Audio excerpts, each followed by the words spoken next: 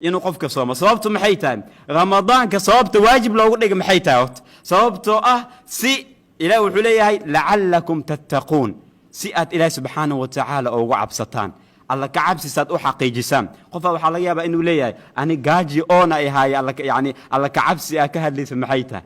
sababtoo ah qofka maanta dhan wuu soomaya ramadaanka waa camalka kaliya qofka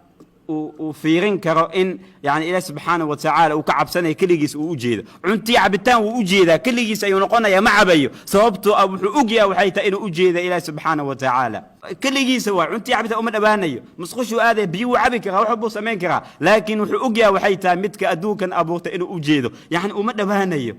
وشيء عجيب وحو حقيقينا يا وحيت درجة أقول سرائس الإسلام الإحسان أن تعبد الله إن إلهي أعبدت أسيغو كوجيد أو كلا سببتو هدادا أديغ أوجيد